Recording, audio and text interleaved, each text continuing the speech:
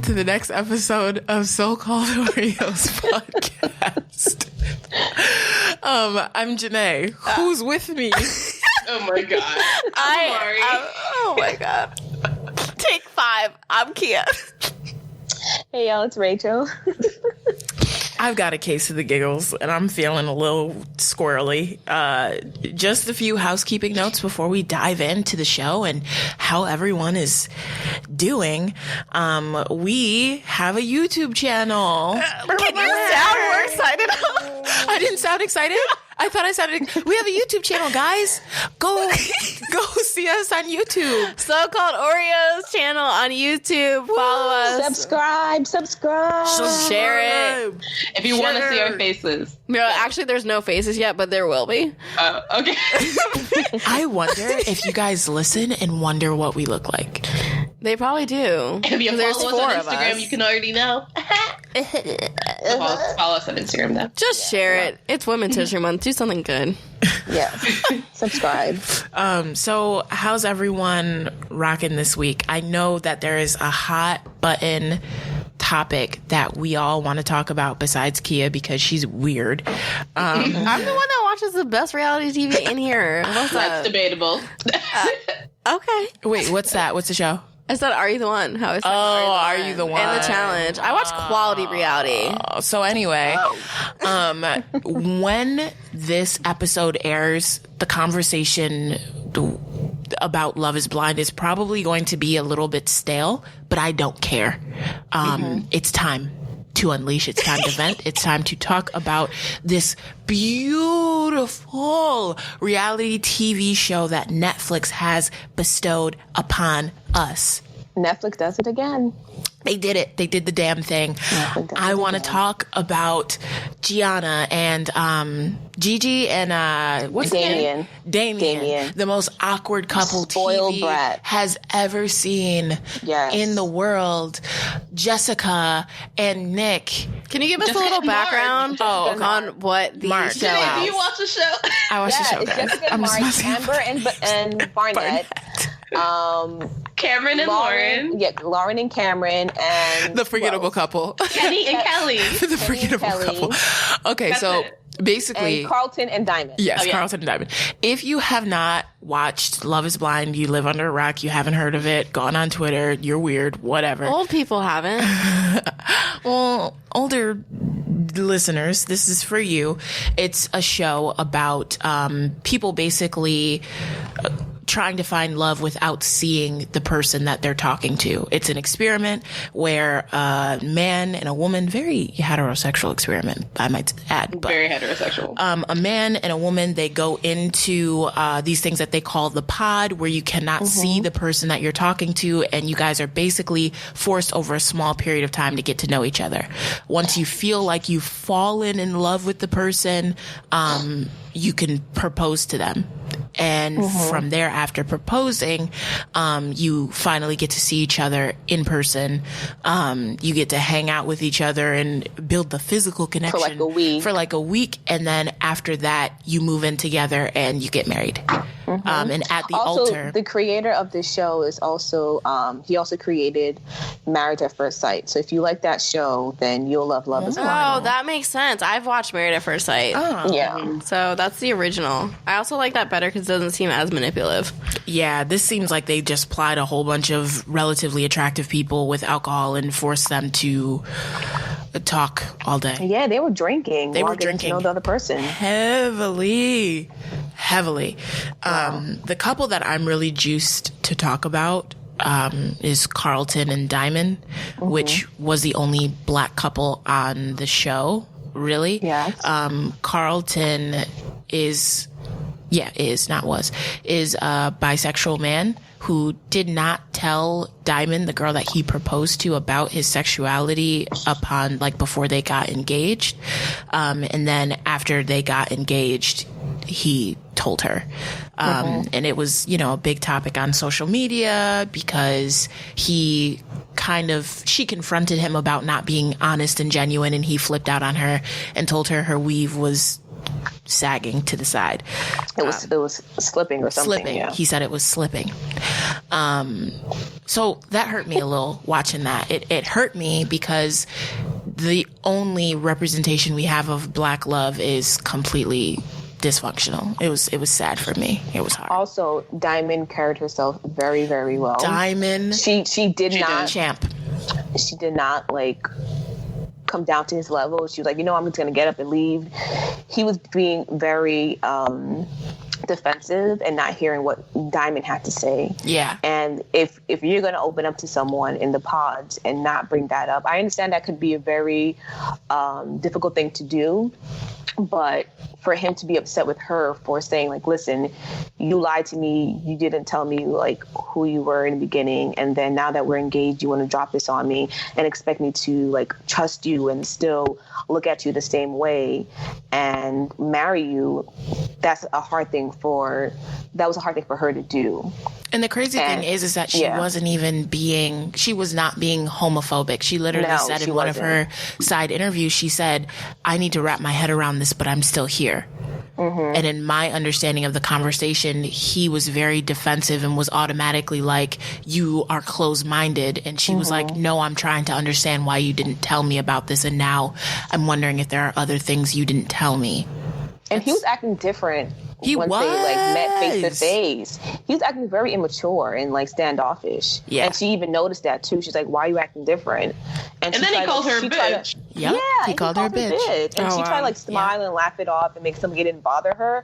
But you can clearly tell that he was different and it bothered her. Yeah, I like to do an interview a bisexual Black man because I feel like that's rare, and I feel like a lot of people have a lot of opinions on that.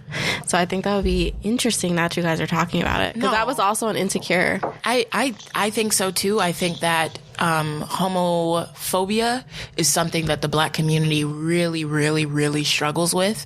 And I think for Black women specifically, and On the Read, a podcast that, we love, they regularly talk about how Black women are so quick terrible when it comes to disregard bisexual men. Exactly. Like Black women have a terrible case of biphobia, and I'll completely agree with that. I'll 100%. Address my own and say that I'm not 100% sure if I could date a bi man, but it's like that comes from biphobia. I think you have to just recognize why you won't. I think that's a why. Because it's okay to be like, I don't want to date a trans person because I want to have children X, Y, Z, but not because, that shit's gay. You know what I'm saying? Like, that's and that's a common response, you know?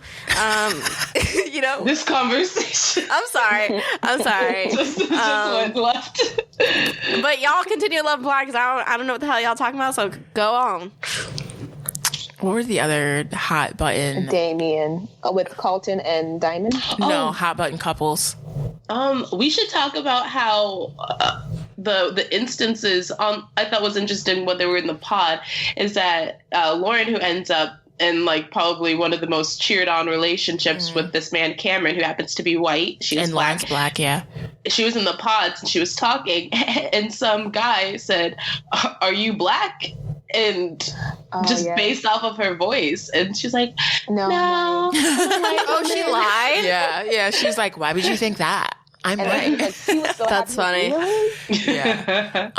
Lauren and Cameron were definitely, everyone fell in love with them immediately. And the big, it was like they made a big issue of the fact that they were an interracial couple, but it seemed like the issue more so for them as a couple was Lauren feeling weird about sacrificing all of her space and getting married so quickly. It was interesting to me how they constantly interracial couple, and then they show Lauren's interviews and she's like, my space.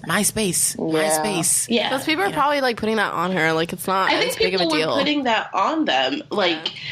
I don't think they were talking. They weren't talking about love, and like also like how can Jessica and Mark were talking about their age, and I'm like, how can you be an interracial couple and not talk about it? Also, she's never been in an interracial coupling, so that's new for her. But he has, and also like she comes from a very pro-Black family, so I think that's like a very real conversation to have. Especially like these people have a month to get married. Like, y'all need to really figure out some shit in that small span of time. I will say, I don't think that surprised me, though, because I think, like, I mean, I've been in interracial relationships. I don't think it has, like, come up until it involves like people around you, if that makes sense. Yeah. Like, it's the people that's talking about you and the people like giving you looks and stuff, but I think from the jump, it's just like, this person's like capable of being in this relationship. Yeah. It's more so like the issues come when the outside factors or the external people have the issue or bring it up. And I definitely think that it was easier because Cameron seems to be such an open and accepting person who, the times that they did mention race, there was an episode where I think it was Lauren who brought up their children. And then Cameron was basically like, I know that they're going to face a different set of issues. They're going to be viewed as black kids. And for me, that was like a cool moment because I feel like, people don't necessarily acknowledge that. I think when it comes to interracial relationships and dating like that in general, it's kind of like people are like, oh, they're mixed, but it's like a decent population of the world, if you're mixed with black and white, still views you as black. Point. Unless you're passing. Unless you're passing, and we got some strong genes, so 90% of the time you're not going to pass. You're gonna be Negro. So I thought it was really cool how he just seemed very open and very like, yeah, I'm aware. I love this person. I don't care. We're going to get through it. So he also had a 5-year relationship with a black woman, which I think at that point he actually thought he was going to marry that woman. Yeah.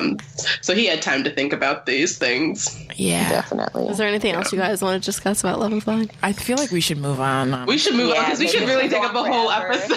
Yeah. I just wanted to make sure because I don't know. Thank you. If y'all want to talk to us about it on Twitter, Instagram, we're definitely there.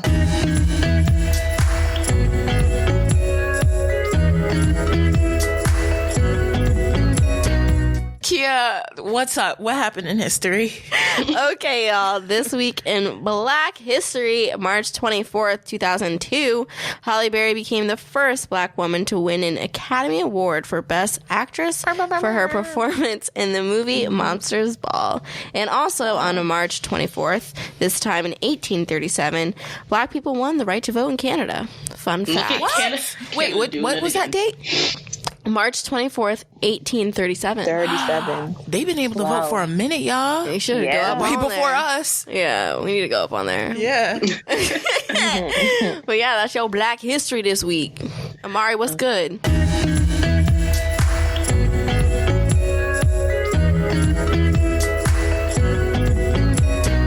Black professionals we love, I wanted to highlight Tracee Ellis Ross. Oh, Tracee. Love her. Love her. You're right. Everyone loves Tracee. She's your aunt, she's your fun aunt. She is, and literally in actual real life, she is her family's fun aunt. So she's an actress and CEO, and she has recently started press for her upcoming movie, The High Note. It's a musical dramedy about a singer who hasn't dropped new music in over a decade and just plays it safe by performing only her greatest hits to fans. The film also stars Dakota Johnson and Ice Cube, and I wanted to highlight this movie and Tracee Ellis Ross because I listened to a recent podcast with her, or a recent talk with her and Oprah. I listened to that too. You did? Okay. Yeah. Yes. I actually meant to, after listening to it, I meant to send it to you guys and tell you guys to watch it because she talks about, love and dating and all that stuff. But she was just saying how her dream was to sing, but that was really hard being the daughter of the great icon Diana Ross, because how can you sing and not have your voice compared to her? And so this movie was a really big step for her in her personal life and also for her career, because I think she recorded 3 original songs for the film, and it was just about her stepping into her own light and not being afraid to be compared to her mom, and that it's okay for her voice to sound different because it is her own voice. And I just really admired that, and I felt sad that this person felt like she couldn't pursue her dream because it happened to be her mom's dream and career. And Tracee Ellis Ross is just an amazing person that we should all highlight every day of our lives. Yeah, that's interesting because I feel like most people would pursue singing just because their mom was a singer. So that's an interesting take on that. Mm-hmm. Yeah. Like Zoe Kravitz and Lenny Kravitz. And wait, what? love Zoe, but I love Zoe, but she doesn't have a good voice. Oh, yeah, she's very like average. But the reason she's terrible, she's done that is because her parents. I also don't think she's a great actress either. No, she's not. I'll say that, and everyone says that's my twin, but she's very average in a lot of things she does. Yeah. But I mean, she's gorgeous. I love her personality. She's great. Don't change anything. Yeah. But like. I think so too, but I thought that, but I did watch her in the new Hulu series High Fidelity, and I thought that was probably her best acting. Oh, that's exciting. Her career. I'll watch that then, because I was like, she's okay. The show is like average, but I think her character goes through a lot of emotions, and I think she showed that range really well. Oh, I'll check it out then. Okay. Yeah. What's the topic, Janae? The topic, as previously mentioned, did I mention it? I didn't. You slightly mentioned it until I cut you off. We're talking about love today, folks. Yeah. Are you Steve Irwin? Yes. So we're talking about platonic and familial love today. We've done topics about dating and stuff in the past, but I think Amari flagged this as a really interesting topic, and we were all like, yeah, let's do it. So I posted on social media, and my pitiful amount of followers didn't really feel like helping me out with their thoughts, but I do want to shout out Maya for, shouting out one of her best friends. I asked the question of, do you think soulmates can be platonic? And she said yes, and then sent me a photo of her and her best friend. And I think they were like getting petties or something. I don't know. And then also my friend Alexis, shout out to you. Love you. She did Alexis. The same thing and was like, love you, girl. So the consensus from two of my followers and friends on Instagram is that soulmates do not have to be romantic. They can be platonic. We also did a poll on Twitter. To add to yours, we did an Instagram and Twitter poll. On Instagram, 21 people said that, yes, your soulmate can be a platonic relationship. 4 people said no. I questioned those 4 people. Yeah, you should ask them for a response. Yeah. That was like, what? I'm like, wait, you guys don't think you can find the love of your life through friendship? And we did a Twitter poll. Let me scroll through I think I saw that. I think it was 7 people voted, and all 7 said yes. Okay, awesome. Yes, you're right. All 7 said yes. They know what's up. So yeah, what are your thoughts on platonic soulmates and that? Well, Janae, do you want to, because I think you're the one that researched the types of soulmates, so you want to like give a little background on that? I did. Thank you, Kia. You're welcome. So I found this weird article, but I still thought that, parts of it were interesting, and it was just talking about the 4 types of soulmates that you'll find throughout your life. And they are friend, companion, teacher, and then the twin soul, which the idea of the twin soul actually comes from Greek mythology. It's the idea that humans were originally created with 4 arms, 4 legs, and a head with 2 faces. And then Zeus, fearing their power, split them up into 2 separate parts, condemning them to spend the rest of their lives in search of their other halves. When twin souls find each other, there is an unspoken understanding of one another. They feel unfiled and feel joy.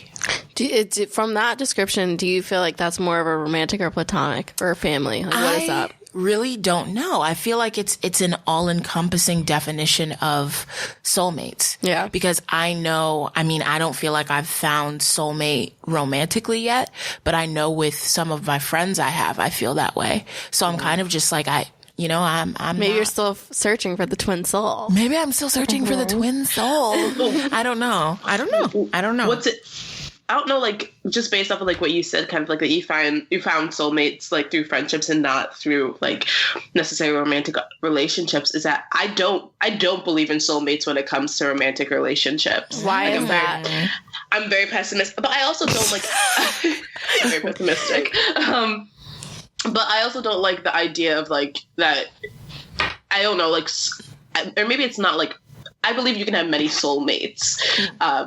whether that's, but I think for me at least, I believe in that more so when it comes to friendships and platonic relationships than more so romantic relationships. I don't know. I've always just been like, I don't know. Can you guys give a definition or explain the feeling of like what's the difference between you and a regular friend versus you and your soulmate friend? Like, what's the feeling like?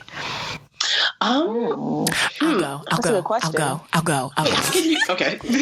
We just stay on the same page. You know what I mean?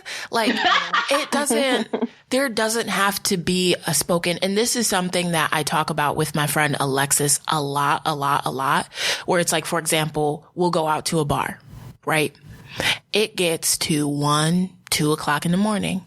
She and I will give each other a look, and in our souls, we both know it's time to go home and eat tacos. Like, it's just, we are on the same page. Things don't necessarily need to be expressed. Not only that, we're comfortable with each other. We do not have to talk to each other all the time to maintain our friendship. There's never any love lost, and we feel comfortable to express things that are on our minds. Mm-hmm. So, like, even, sorry. Yeah, just like, when you're saying, like, when you talk about going out, that just made me think of a few weeks ago, Rachel had come to visit me, and we went to a soca party, and it was just like, I think we both referenced this as just like one of those, like, well, Janae, I don't know if Janae, like, you know how we always reference New Year's Eve and that feeling, like we've all just been like trying to reach that feeling of New Year's Eve where it was just like a really good night, and you couldn't figure out why. I think it was like one of those, that was for me, Soca Night was like one of those nights where it's just like, we're just dancing and we're not even necessarily dancing near each other. There's like a table between us, but we're just dancing in this room with other people, and it's just a good feeling. You don't have to talk, you don't have to really interact, you're just like with that person. You don't feel the need to like fill space. Fill space. Sorry. Kia, what do you think? Wait, first of all, sorry, Rachel, I think you were trying to say something before I asked that question. Were you trying to say something? Fuck, I forgot. I'm sorry. I was like, wait, make a note before I ask this question. But if you think about it, just cut me off. Yeah, continue. Okay. So I think soulmates is interesting. I think, like Amari said, a lot of people growing up, you probably just think soulmates of like this romantic partner and this like the person you're just supposed to end up with. But I have a lot of thoughts on soulmates. I'm really excited about this episode. Okay. Because I think I think Amari, you touched on this, but I think soulmates can be temporary. So I think at one part of your life, there could be a soulmate from like hypothetically like age 21 to 24. Maybe that's a friend that impacted you in a way, and maybe something happened and they're no longer in your life because of whatever reason, or maybe it's a romantic partner, your first love that you felt like was your soulmate for that period of time, and he was supposed to help you grow in that period of time, and then now you guys are no longer together, but I still think you have a soulmate, but it was temporary, and you could have multiple soulmates in your life. Like, I think that's a thing, that you could have multiple soulmates, which I think maybe has a negative connotation when people think about soulmates and they're like, oh, I haven't found my soulmate, but it's like, you have soulmates probably if you really just think about it.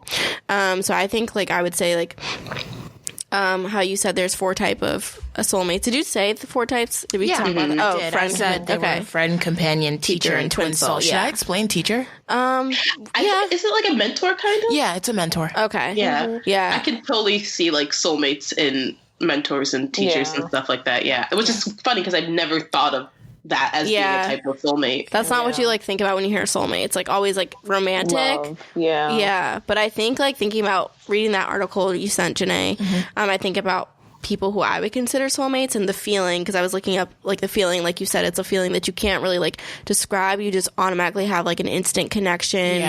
There's just something different with this person versus everyone else. And I think when it comes to like friends, I feel like a lot of what people also miss is time. So like the reason maybe you and Alexis like have this thing is because you spent so many years and time with each other. It doesn't just happen overnight.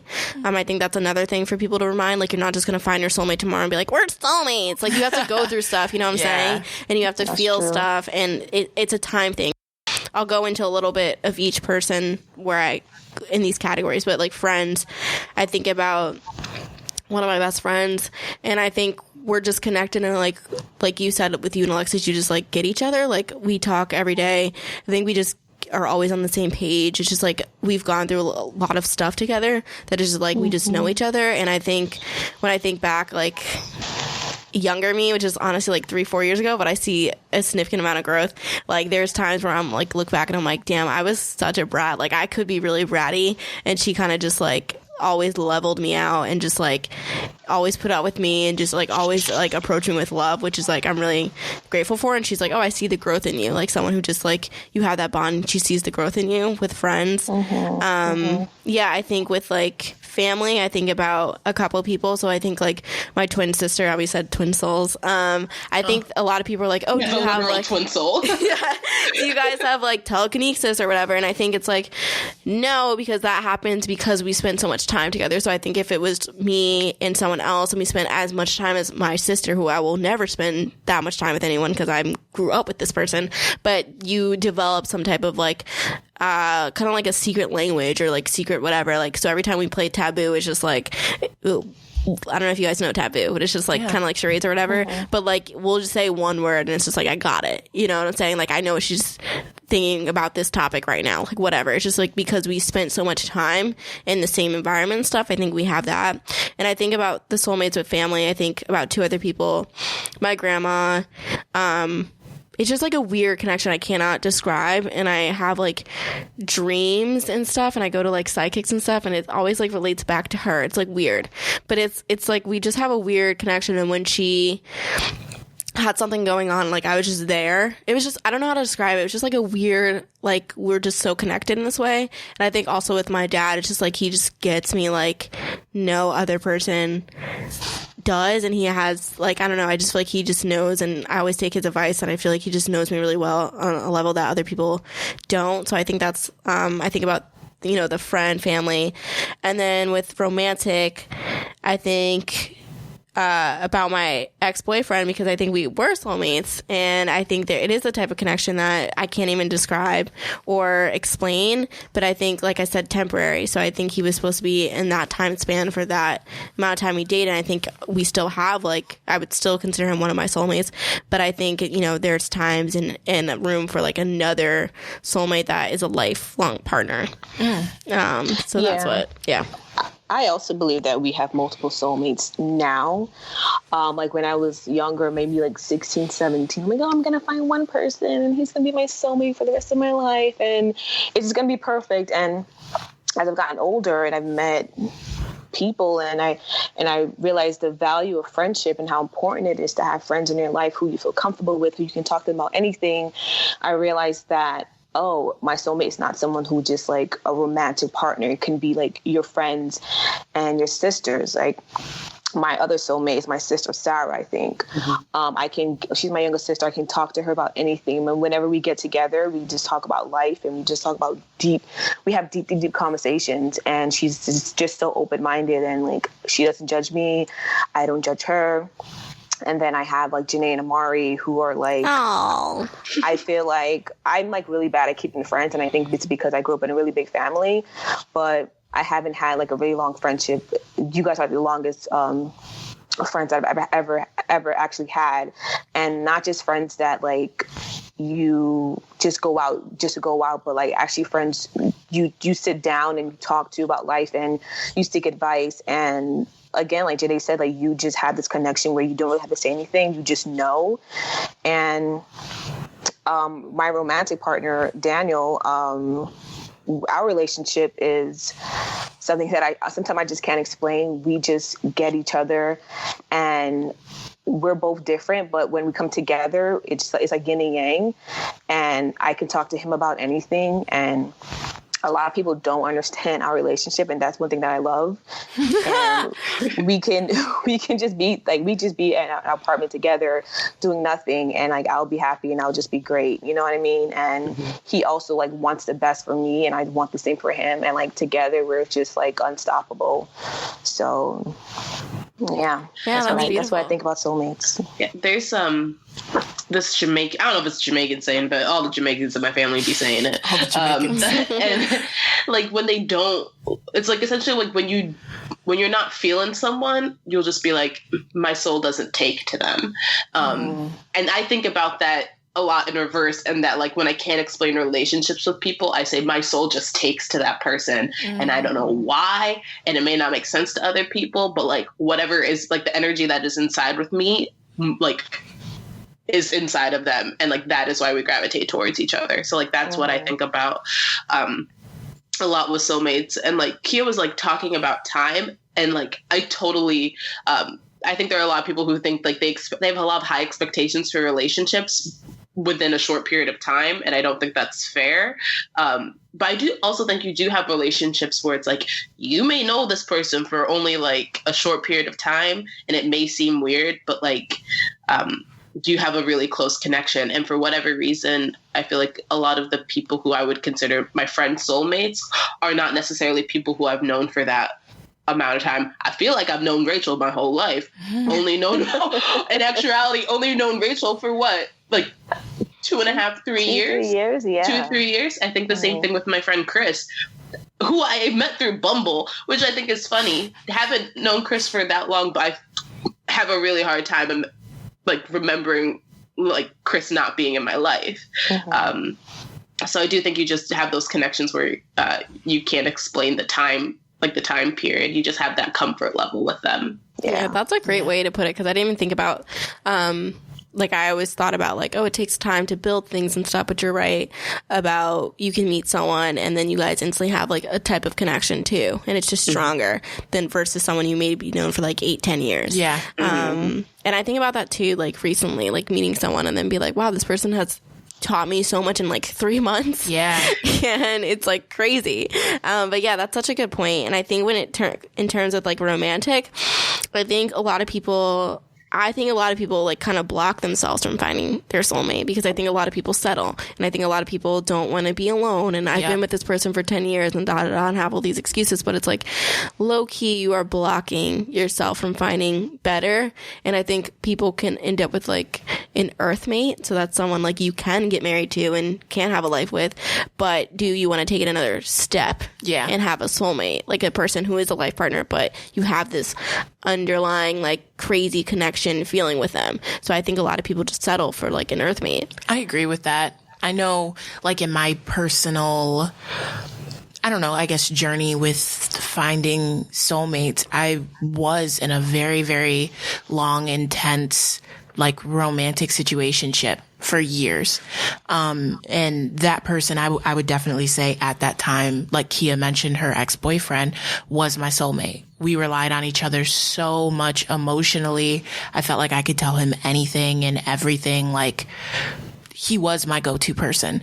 And now that has, tapered off, I'm realizing that I wasn't putting so much energy into my friendships because I had that person to rely on. I had that romantic connection, and now I'm just kind of like going back and really dating my friends. Yeah. And it's kind of a great feeling to be like, damn, I surrounded myself with some pretty great people without even deeply investing in those friendships the same way I would have if I was single, really. And now going back and just like calling people, talking to people, spending time with people that I've neglected a little bit over the last, especially like 2 years, has been a great experience. And maybe that could also be like the reason why he was there. Maybe it's like a lesson like later, like this is like a sign from the universe, like, hey, you need to put a little more energy into your friendships and like remove him from that space, Yeah. I think that like we have a way of doing that where people are placed to teach us about things, and then, they move, and then once they leave, we learn more. And I think it's a lot about that. I think with like how I said, my ex-boyfriend, like I've known him for like I think a year before. We'd always like done radio together, but like I never saw him romantically. And then he like reached out on Twitter about like me going to Spain, and then I was just like so infatuated by our conversation. Like I've never met anyone like this funny, and like we just talked every day, like all the time, and I just was like, wow, I've known this person for like 8 months. Why haven't we done this like before? And then the first like Twitter would bring you. I know, right? The first date, it was just like we went on a date. It was just like I immediately had a feeling of comfort. It wasn't like nervous or like butterflies. It was just like comfort. And like I remember leaving like, oh, this person's gonna be in my life for a long time. And it was just like we didn't leave until like 3 a.m. because like the cop was like, okay, this car has been out here for like 3 hours. Like, so it was just like the ultimate instant thing. And then like it was, I could definitely tell it's like if you look at us, it's like people will probably be like, yo, what the hell? Like these people are so different. And like it kind of like Rachel said, like I like how people don't get it. Like it's like I kind of thrive off that because I know like walking down the street, like people are just like, what is going on? Like it's just like we're so opposite, but like somehow so connected. And until this day, people will be like, oh, did you guys have a lot in common? I never really got why you guys were together, but it's like that's like not your business. But it's but it's like I can't explain the feeling. Like it's just like a crazy connection. And I think like because of that, like we went through a lot together for like 3 years, which I think the average person at that age wouldn't have handled a lot of those things. But yeah, and I'm really grateful for that. I'm also really excited to see like the next romantic soulmate that enters and see what the lesson is from that. So I think it's like if you feel negative about like romantic soulmates or soulmates in general, just think about the people. No, that wasn't a dig to Amari, but I'm just saying. I am. That was me being just think about. It's always nice to remember, like to think about your friendship soulmates and like the connection you have with your friends and family, if you're lucky enough, and like just to be grateful for that too. I think it's just like it helps a little bit to be like, okay, maybe I haven't found this person yet, but I'm surrounded by love in other ways. I think it's just great. I think about that daily because I feel like I would probably be even more pessimistic if I wasn't so grateful for the platonic and familial relationships and love I do have. But like even going off of what you earlier had said about like temporary soulmates and stuff, and it's funny. Like when I think about future relationships, I don't know why I have a really hard time imagining myself with a person for like my parents have been married for like 30 some, like I think it's gonna be like 30 years coming up. Damn. And like that gives me like, that makes my chest tight because I can't imagine. I can't imagine being with a person like as Lauren in Love Is Blind, like in my space for that period of length of time. I really don't have a hard time thinking about my friends in my friend soulmates in my life for that period of time. Is there a reason? Like what I wonder know if there's like a experience or something as to why like you don't think someone can be in your space for that long. Because I was listening to a podcast about how this girl was like, she kind of had to retrain her brain on what like a healthy relationship, not saying this is you, but like retrain your brain on what a healthy relationship is. So she had to go out on dates with like people who weren't necessarily like her type, but they were good people. Yeah, they were good people. And it was really interesting because it's like we don't understand that, but it's like people who are addicted to like hypothetically like toxic relationships and stuff, like they have to retrain their brain like this is what a healthy relationship is, whatever. But I'm wondering if there's something that happened with you where you're just like, nope, never again. People are not going to be in my goddamn space. You know what I'm saying? I haven't actually had like a actual full on, I guess, like labeled relationship. I've had a lot of situationships, but I guess are relationships actually. But I don't know what it is. I think I just have a hard time wrapping my head around that big span of time. And like, maybe it'll happen. Maybe when I find someone, it'll be like, oh, I can totally imagine 40 plus years with them. I don't know. It just seems like a long ass time to commit to be. It is a long time. It is a very long time to be in something. And it's funny because like, even when I think about, romantic relations and entering them, I'm not necessarily thinking that this is going to be something that's going to last for a while. And I damn well expect my friends to be in my life if that doesn't work out, I still expect those same people to be in my life as I'm going. I feel like my friends are going to see me through a lot of relationships longer than I'm actually going to be in those relationships. I don't know whether that's a negative thing or whatever. But I have a easier time imagining a future with my family and my friends. That's probably healthy. That's like a healthy response. And I think it's also good because you're probably a little more selective than the average person, which is also good because, like you said, I think people don't realize it's a long time you're willing to spend with someone when you get married. So it's like you should be selective. I don't know understand how people aren't selective. Like, it's like, if I'm spending the rest of my life with you, you should be checking these boxes. I think people are just like, la, la, la, I feel great for this, like, like honeymoon phase, but, like, let's get down to the facts of, like, will you spend the rest of your life with this person? Right. Also, like, when it comes to dating and relationships, my ass is lazy. So, like, if I'm going to marry you, like, we're in this. Yeah. You know like, what I have been committed seeing? to this, because it's either this or we get divorced. I'm just going to be single and free. You know what I've been seeing, and just, like, you know, dating in general and sinking into this space, that I, similarly to Amari, I've never been in a serious, committed, labeled relationship where it's kind of like, you are my boyfriend, I am your girlfriend. So for me, it's interesting to look at my past situationships and wonder, one, is imagining the rest of my life with someone kind of difficult because this entire time I haven't necessarily felt like You had someone you could do that with? Yeah. Like, I definitely could find someone that's going to say, you are my person, I want to be with you. Because I know I have the ability of doing that.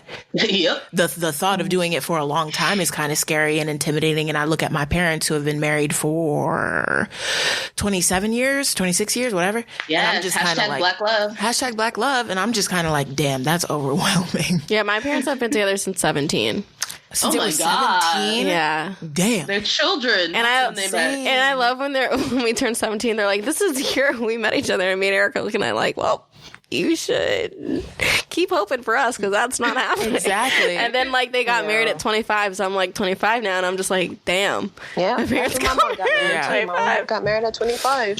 And I look at the amount of effort, and I don't necessarily, because once again, I was listening to a podcast and they were talking about love and relationships, and it was like a relationship expert, and he was talking about how a lot of people constantly talk about how different things are because of technology. And he was saying that back in the Girls day, gotta eat. Girls gotta eat. Yeah, he was saying that back in the day, people still got ghosted. It would just be like, "Why didn't you call my landline?" You know? Sorry. What's up? My grandma over Christmas. My grandma told me the wildest ghosting story between her and my grandpa. Yo, do tell. Okay, so she met him. I guess I don't know if it was at church or something, but she met him. They were talking, and she moved away, and they were writing letters to each other, and then one day the letters just stopped. Damn, Grandma. And I think like maybe a year or so passed, and she's in church, and he like bucks up on her, and they start talking again. But she found out on their wedding day that when they started talking again, he was seeing someone else. Oh my God. And he ghosted her for my grandma, like he ghosted my grandma originally. What? So on their wedding day, they're walking out of the chapel, and this woman didn't know that he was getting married. She didn't know he was getting married, and they were and she thought they were like still talking. She's at the gate. Wait, why? Why is she there?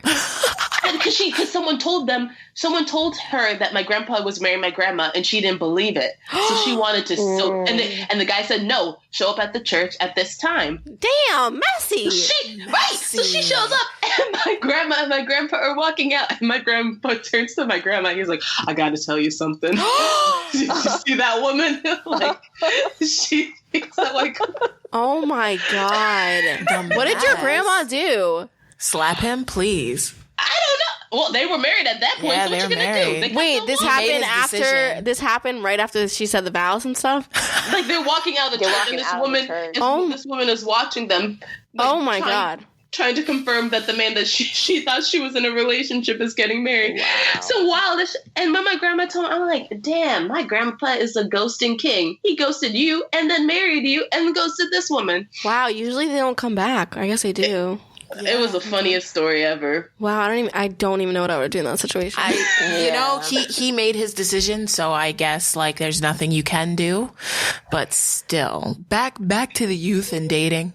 I think that it's just interesting because I was talking to a coworker about this, and I was talking about how weird it is to see that, you know, people don't make an effort. Like, you're on this dating app. You signed up for this dating app. You filled out all of the questions, responses, your age, your height.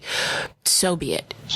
But when it comes down to putting forth effort to even so much as see someone, to go on a date, it's like, oh, I'm only free for 1 hour on Saturday. Yeah. And it's like, how do you expect to a relationship out of the effort? Exactly. And I said that to my coworker who I was talking to, and she said something that just kind of like slapped me in the face. And she was like, think about it. If you have a hard time even making effort for your friends, like, think about the people that you actually really like to hang out with and the times that you guys have plans, but maybe you're not feeling well. Maybe, you know, something happened and you just end up flaking on that plan. Like, think about the fact that you have to apply that now to doing that with strangers. And it put it in some perspective. Still, you signed up for the dating app. Like, you got yourself into this. But I did think that was an interesting perspective to put on the idea of finding a mate, that, you know, just keep that in mind, that if someone's not putting forth the effort to see you, it doesn't necessarily mean that they're a bad person. It's just, think about all of the other factors. That's not, but life. If they're not putting the effort after you see them once, I just think it's like, okay, I don't want this person. After you see them once and they're not putting forth any effort, like, bro, you get the axe. I think I also would like to just attract, like, my energy would attract, like, someone who would sign up for the app and be like, okay, I'm going to generally try this for the best. Here, let me try. Let me try. Let me try. Like we said last time, showing up does a lot. It just sets you apart from the raggedy bunch that is there. Raggedy. I'm sorry. It's just like showing up. Like we said, just show up. Yeah. And it's just like, I think a lot of people like to blame things on like dating apps, technology. It's like, there's a lot of issues, and I just don't like to blame those things, because I'm just like, if it was going to happen, it's going to happen with technology, without it, you know? Yeah. So I think not to like put too much energy into like everyone's ghosting, like, yes, but it's like, okay, what are you gonna do about it? Move on and you know, continue. You can't just take yourself out of the game because you get ghosted. Like, I hate when people are like so negative about dating. They're like, oh, I can't, like, everyone sucks, blah, blah, blah. But it's just like, okay, but you also have to change your mindset a little bit. I know it's hard. Trust me. Hard. I know it's hard. But sometimes... I feel like you're coming for me, Kia. No, wait. No, Kia went through this. No, I did. Yeah, that, okay. I was there. Janae, you're right. Kia went through I was just about to say, I went through that phase, and then the universe popped a little hint, a little nugget, and was like, listen, like, from this like 3-month experience, my mindset has changed wonders. I'm just saying, sometimes you do have that. I think I was the one who told you to get on Tinder. What? That was like 3 years ago. I know. Are we talking about that? I'm talking about recently. Oh, yeah. But I was talking about that at first, because think about it. You had a really, really hard time when you first signed up for like Tinder and stuff. And you're like, these guys, they aren't putting forth effort. The guys that I see, they're X, Y, and Z. Like, you were having a really hard time. I was having a rough time, You were having a hard time. And I think it's just, I don't know, getting used to dating, being okay with being rejected, understanding that not everything is going to land and stick, and bringing it back to the topic. Not everyone's going to be your soulmate. That was my first time doing dating apps. That was like 3 years ago. It was 6 months after me and my ex broke up. So also when Tinder came out, like, I had missed almost the height. Tinder wave. Yeah, I had missed of it in college and right after school. So this was my first time. I didn't really understand anything. All I had known was, you know, I didn't date anyone in high school. All I had known was like my college experience, which is a whole other experience. You're meeting people every week or whatever. So I had a really tough time, like, realizing like this is what you date like in the real world. And then I think like after this like whole thing over the summer, like something happened. It really like took a toll on me, like mentally, and like my thoughts about like future love. And then that's when I said like, oh, the universe kind of had someone enter my life where I changed my ideas drastically. And he kind of reminds me a lot about my ex, but in a good way. It was just like a weird like thing. So it's like, maybe that was like a temporary soulmate for like 3 months or something. Yeah. Something like that. You, Kia. Yeah. I guess I have like a question, or not like a question, or just like a comment on like your experience, how you said like you felt negative about it, but then like there was like a sign from the universe that kind of said like maybe you should like give this another chance. Like what happens when like your signs from the universe, I feel like whenever I re-enter the space of like dating or like getting back on dating apps, I feel like there are signs from the universe and it brings me out of the dating space, and it's like, maybe this is not where you should actually be putting your energy. That's good too. That's healthy. Yeah. Okay. I think that's a sign to, like you said, maybe that's just not where you should be putting your energy. Maybe your energy should go towards building friendships and doing things that you're really, really passionate about. And, you know, maybe just, and I know we're all human. We all want a warm thing to cuddle up to every now and again. So maybe your energy should be more towards getting better at putting yourself out there face to face.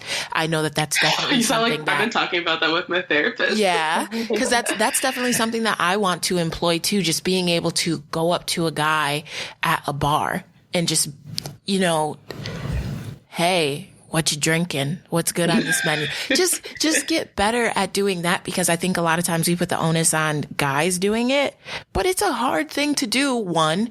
And two, I want to be that bitch. I want to be that bitch who's like wearing this cool ass coat and has tons of finger rings and like has. You are that bitch. Thank you. Hey. And has like a dope haircut and goes to a bar and sees an attractive guy and is like, I'm gonna get there. You know? My cousin's getting married. She's also 25. She is getting married this May, and she went up to her fiance in a club and said, I like your face, and they're getting married. See? That's like a unicorn experience. That is a unicorn. Because they say you ain't gonna meet your soulmate at the club. I've met amazing people at the club. I'm just saying. No, I'm just saying, like, my second favorite person romantically was at a club. Yeah, so I don't know. I just feel like you can meet someone anywhere. You can meet them around. I think people are also too obsessed with this idea of this crazy love story. Yeah. Like, they're just like, cute. I have to meet him in church or school. Or it's like, if you meet him on a dating app, whatever, it's still the same person. Like, I hate that whole mindset of like, if you can't meet them at the club, you can't meet them at the app, you can't do this. And it's like, well, damn, where can you meet them? Yeah. In fucking Mexico? Like, where am I gonna be? Like, I love the voices Kia gives to people who don't.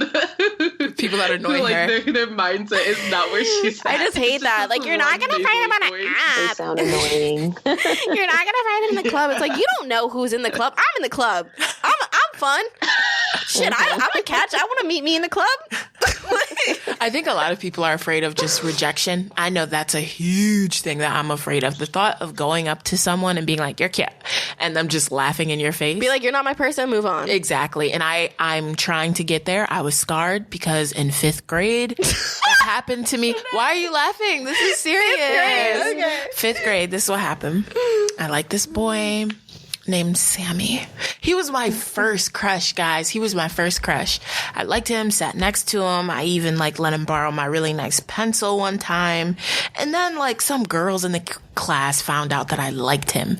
And then those hoes that I thought were my friends went and told him that I liked him. So then in front of the entire class, like right before we all left, they were like, Janae, who do you like? And he's standing right there. So then I go up to him and tell him that I like him because, you know, like I'm cornered. I ain't got nothing to do. He laughs in my face.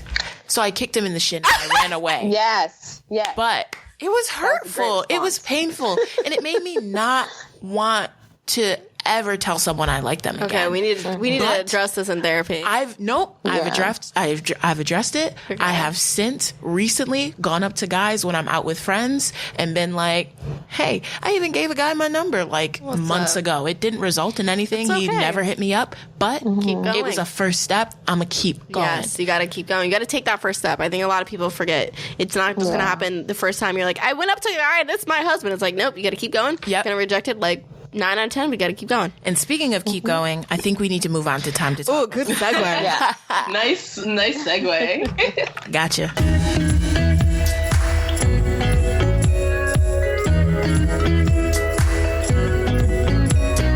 I want to talk about meditation. So last Sunday, I went to my first meditation class, and I was like skeptical about meditation.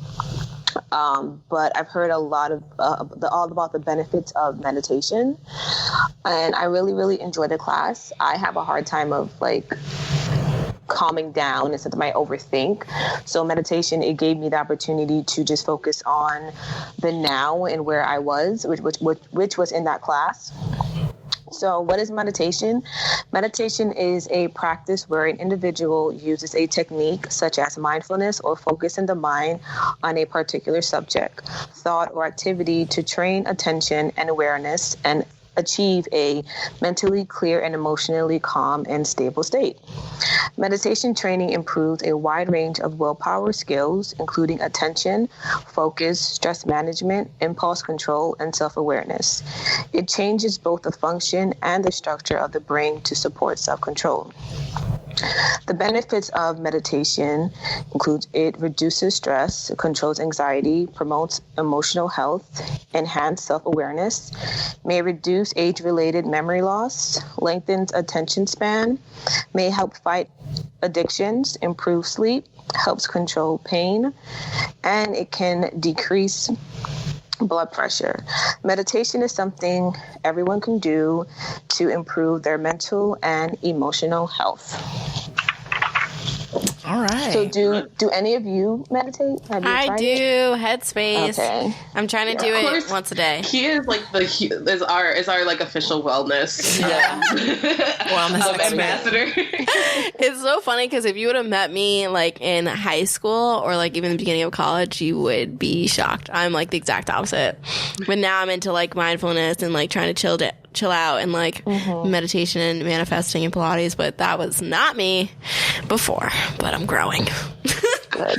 I aspire to be that person. As we all know, I'm not there, but it's good to start out with like an app, and even if you can't like afford apps because they're a little expensive, even like YouTube, like little YouTube, meditation things, and just like being awareness, and it just talks about like the relationship between you and other people and you and yourself. And like recently this meditation I did, it was like imagine a person you really like next to you and seeing how happy they are, and just thinking about that like periodically through the day, and it just makes you feel better, I just thought about my mom sitting next to me Me smiling, too. and that made me happy. Yeah, so it's helpful to do that, but thanks Rachel for that.